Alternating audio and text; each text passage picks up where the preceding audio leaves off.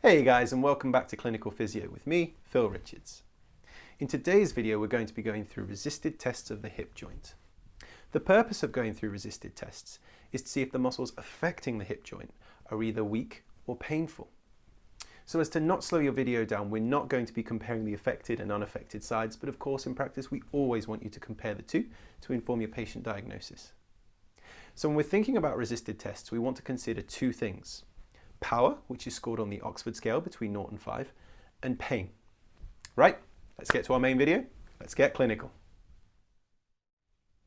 So now let's look at testing resisted hip flexion. So as the therapist, we're going to stand beside the patient. The patient's going to be supine relaxed on the bed plinth. We're going to have the plinth at a sensible height, so we're not stooping over and we're not too tall either to put our muscles at a disadvantage. From here, we're going to scoop the hip up into 90 degrees hip flexion. Most patients should be able to achieve this. If it's too painful or symptomatic, we can always bring it a little bit lower and test from there. But please bear in mind they lose mechanical advantage, so it's going to be a weaker contraction anyhow. So we have this 90 degrees hip flexion. We're going to get our hand in this sort of C shape, this Pac-Man shape. We're going to come just distal on the femur, not pressing too low on the patella, but not too high that we're sort of pinching the quad, because that will inhibit the muscle anyway. From here, we're going to take a bit of a stance, and then our elbow and shoulder out like so, and we're going to tell our patient, don't let me move you. And we just apply our pressure with our body weight here. From here, you can check in and look at the patient's face, see if it's a real struggle for them, or if their hips rolling out, core stability, etc. There's lots of things you can work on, but primarily, we want to think about our two key things, which are pain and power. But before we get to that, let's talk about the main muscles involved. So in terms of hip flexion, we have the rectus femoris, we have sartorius, we've got psoas major, we have iliacus. We also have TFL, tensor fasciae lata, contributing, and we also have the adductors contributing. So there's quite a lot going on there. So now let's talk about it, the pain and the power. So if it's painful, then we know it's likely to be a muscle lesion, and we're going to score the power on the Oxford scale between 0 and 5. So let's think about hip pathology in relation to resisted hip flexion. So if we think about impingement, so femoral acetabular impingement syndrome, and this is where the femoral head is migrated forwards anteriorly and is then related to an impingement syndrome. So we want to think about two possible outcomes.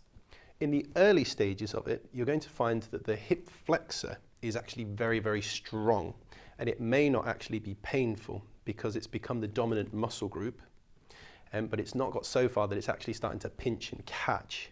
So we'd want to bank that it's very strong and then think about the other muscle tests and see if they're a lot relatively weaker. That would be scenario 1.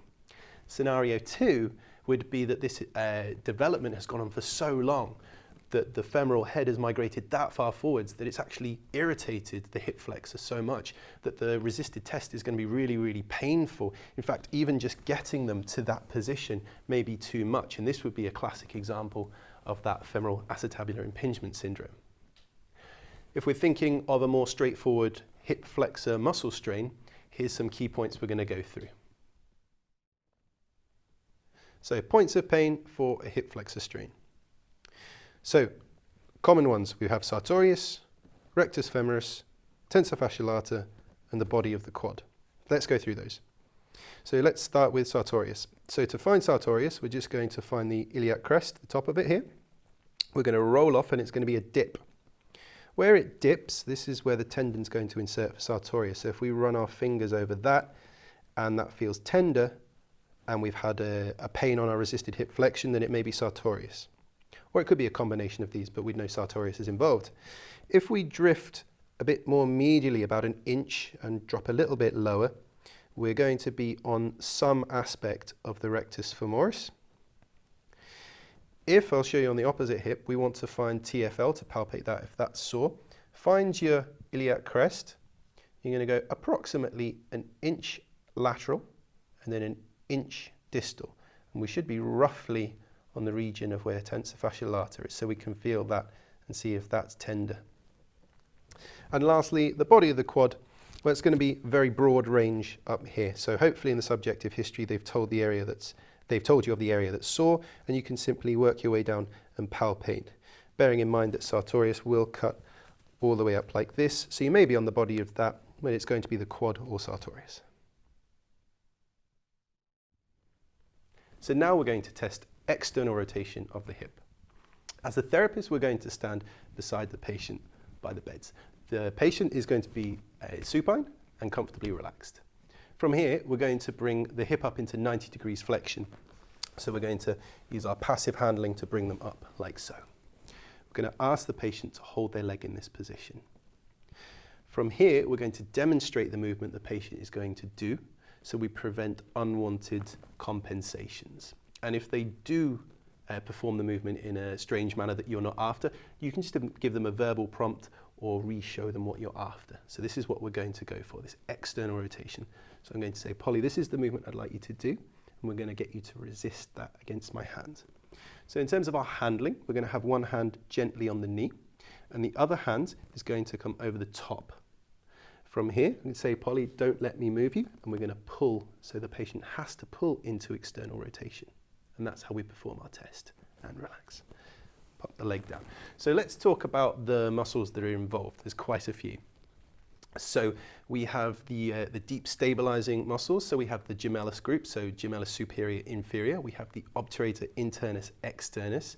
We have contributions from piriformis, we have sartorius, we have quadratus femoris.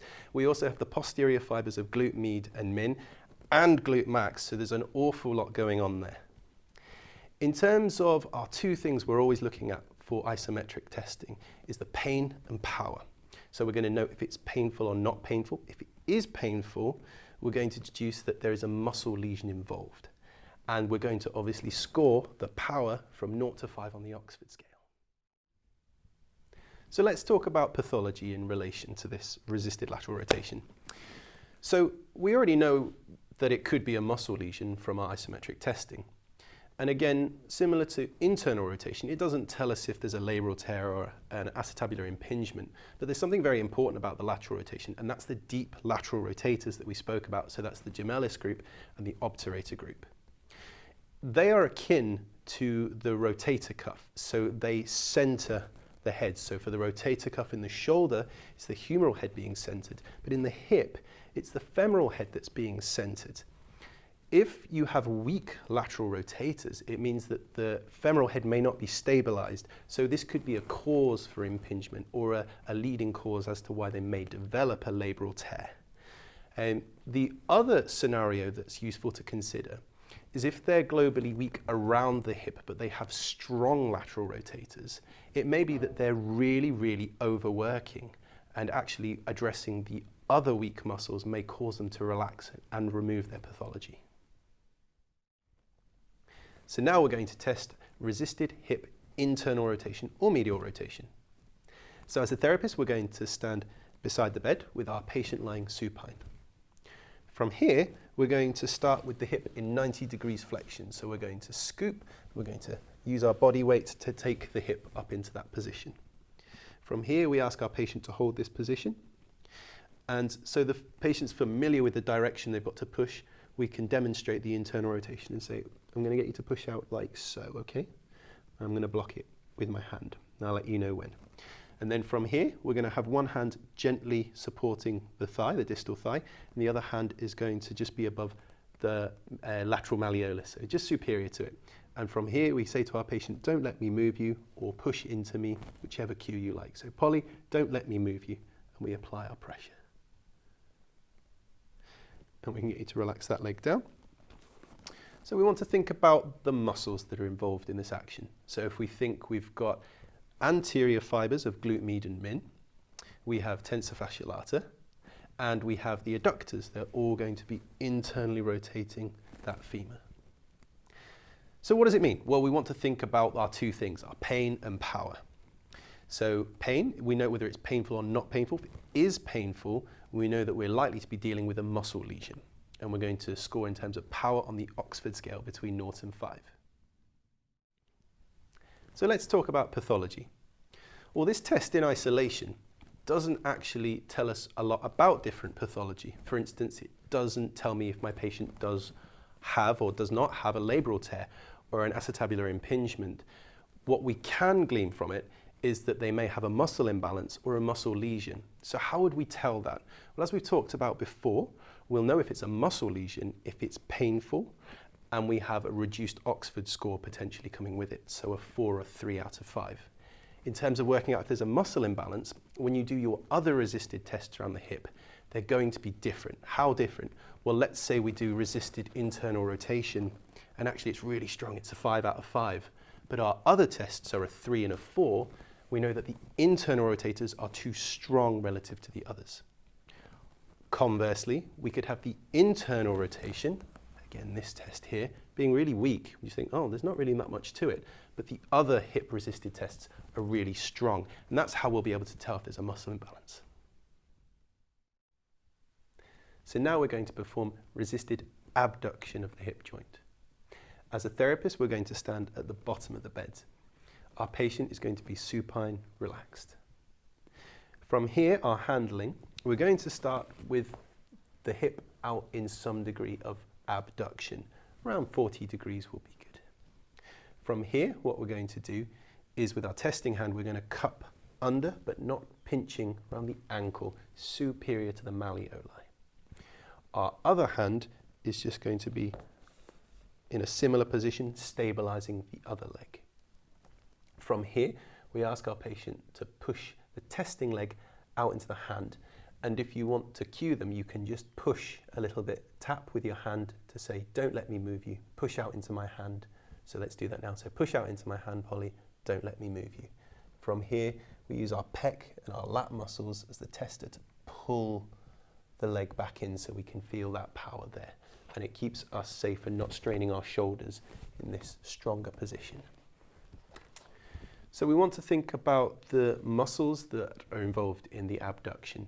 So our main ones we're looking at are our glute med, glute min, and tensor fascia lata. We will have contributions from other muscles, such as sartorius, depending on the angle. Because if we think about sartorius very briefly, it's the kind of, I'm going to put my socks on type of action, so it will contribute to abduction. And we also have contributions from piriformis and stabilization from glute max. So let's think about what we're looking for in the isometric testing. So we're looking for pain and power. And we're going to mark if it's painful or not painful. And the power is going to be scored on the Oxford scale between 0 and 5. So some tips. You can test this resisted abduction in side lying. The reason we've chose to do it supine for you today is to take away a lateral stabilization line. So what does that mean? It sounds very fancy.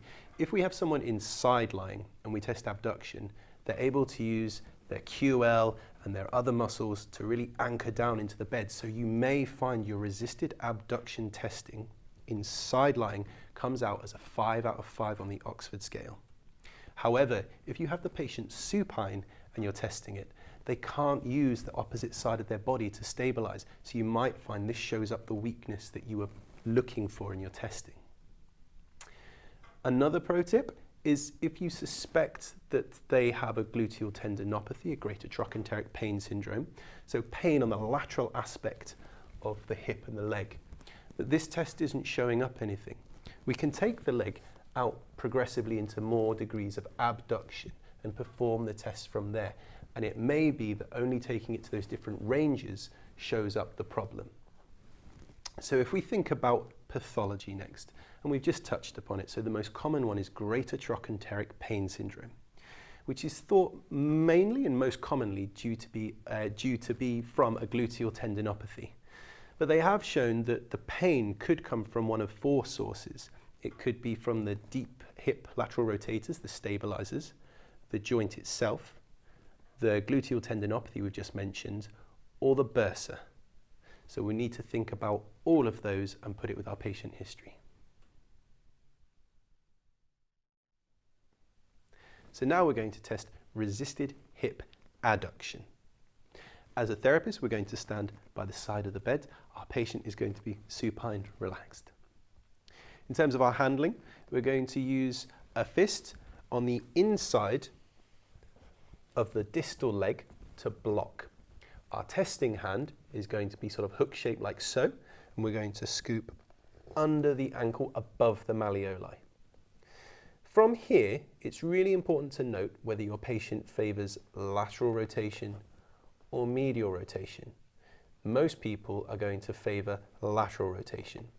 We don't want to test them from this position because this is going to be very much their posterior chain. So this is where they're going to not cheat, but compensate with their glutes, their hamstrings, popliteus, you name it, they can cheat with it. So to stop that, we're going to make sure that the foot is in neutral. So we're going to hook round, and then our instruction to our patient is, Polly, don't let me move you, and we're going to use our body weight and try and pull the hip out into abduction, so they have to adduct strongly against it. And relax. So from there, we need to think about the main muscles involved. So a useful way of remembering all the adductors when you first start going is 3 ducts peccet gras. So the 3 ducts are your adductor longus, brevis, and magnus, and your peccet gras stands for pectineus and gracilis. So let's think about what the test's for and what it means again. So we always want to look for pain and power. So in terms of pain, if it's painful, we know that there's a muscle component to it. And we're going to score the power on the Oxford scale between 0 and 5. So let's talk about pathology. And there's 1/2 key pathologies we're particularly interested in that's super common with the resisted adduction. And that's an adductor tendinopathy or an adductor muscle strain. So how do we know we've got that? Well, when we use our isometric resisted test, we're expecting it to be painful and likely to be weak, but not absolute. You may find it's a very strong muscle contraction that causes pain if it's overworking. So we want to bear that in mind. If it's an adductor tendinopathy, we're expecting it to be a lot more proximal, especially typically adductor longus is irritated, which is quite high up on the groin. If we're thinking about an adductor muscle strain, then it's likely to be lower down in the belly of the muscle. If your subjective history indicates it's likely it's an adductor strain, but you do this resisted test and nothing comes up, it's pain-free, and it's a 5 out of 5 on the Oxford scale. What we can do from there is take the leg out into more abduction. So we've lengthened the adductors more, and then we can apply resistance, so don't let me move you, and we can put our pressure on there and see if that reproduces the signs we were looking for, i.e. pain and or muscle weakness. So now we're going to test resisted hip extension. As a therapist, we're going to stand by the side of the bed, the plinth. Our patient is going to be in a prone position, relaxed. You can test resisted hip extension with the patient supine. We've chosen prone for you today because it's quite easy to pick up on low back extra involvement or hamstring involvement as muscle imbalances, so we thought that would be useful to go through.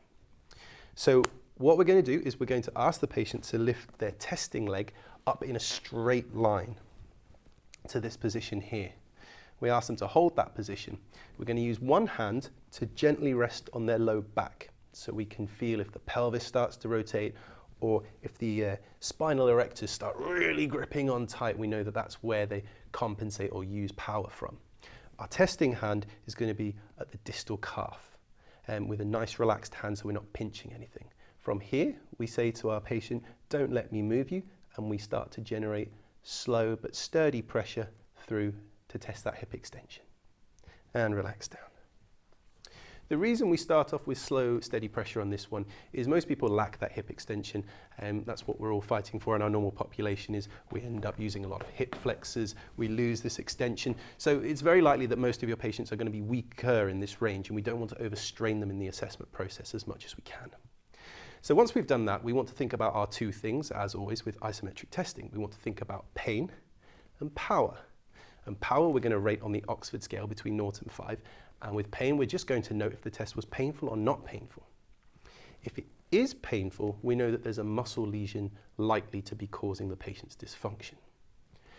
So let's talk about pathology. So the 2 main categories we're thinking about really with resisted hip extension in isolation is a muscle imbalance or a muscle lesion. Now we know how to detect if it's a muscle lesion because we've talked about whether there's going to be pain or weakness present. So how do we think about the muscle imbalance? And that's where your observation and your palpation skills are going to come in. So if we get Polly to lift her leg up again, as I'm pressing down, as we mentioned before, if I can feel a lot of excessive activity around the trunk and it's quite weak, a 4 out of 5 for instance on our Oxford scale, and relax down, we might think that a lot of the activity is coming from here, and you may well see low back pain associated with their condition. Or, as we get Polly to lift up again, we push down, we see the hamstring muscles really bulging out, and we can't see much contraction in the glute, then we know that they might be very hamstring dominant with their contractions, and relax down. In which case, we might need exercises where they can really feel and connect with their gluteal muscles to be an important part of their program. Thinking about the hamstrings in particular, we're going to show you later on different points for tendinopathy and belly of the muscle problems and gluteal problems. We'll come to that shortly. So common points of pain on resisted hip extension. Well, let's discuss what muscles perform hip extension first. So we have glute max, and we have the hamstring group. So that's semimembranosus, semitendinosus, and biceps femoris. And we also have a big contribution from adductor magnus as a powerful hip extensor. So the common points of pain are the erector spinae and the spinal erectors in the low back, the body of the glute, the origin of the hamstring, the body of the hamstring, and the insertion of the hamstring. So to palpate those, let's go through those quickly. So we're going to just locate the bottom of the back, just with our hand like so. You can feel in for the spinous processes, and then we can come just off those. So we're adjacent to them, and we can just push on the soft tissue and just see if that elicits any pain. If we've been working with this leg, so testing this one in hip extension, we're going to be looking at the different muscles on here.